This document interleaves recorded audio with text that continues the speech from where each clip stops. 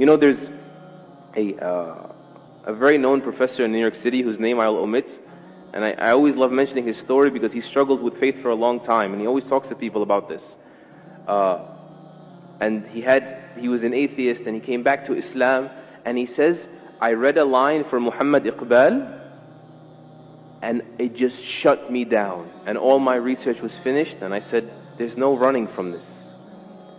Muhammad Iqbal, rahimahullah, he says, sure, you can deny God, but how do you deny Muhammad?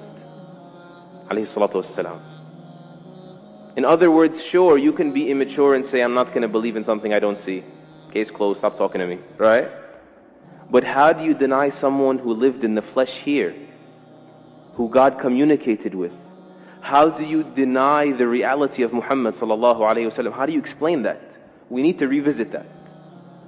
How does a man get born in a vicious environment, alayhi salatu wassalam, and he becomes this beautiful, soft, delicate, bashful, merciful person who was content when people couldn't even be patient, and was merciful when people couldn't even be just.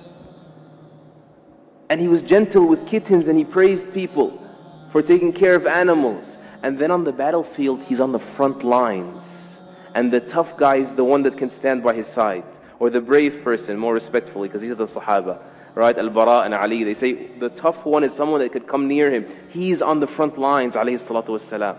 How do you explain someone who's like that, of valor, and then he stops the army, as Ibn Mas'ud says, or he says we were on a travel, and he says, who scared this pigeon regarding her babies? Who took the babies away? How do you explain that?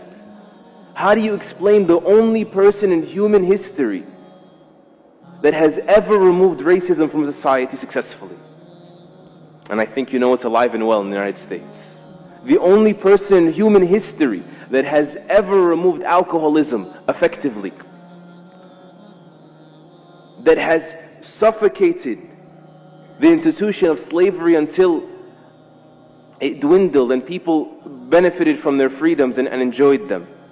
How do you explain that he, alayhi salatu wassalam, becomes the most influential figure in human history? Alayhi salatu wassalam. How do you explain that? We need to come back and find shelter in these things. There's only one explanation. There's only one logical explanation.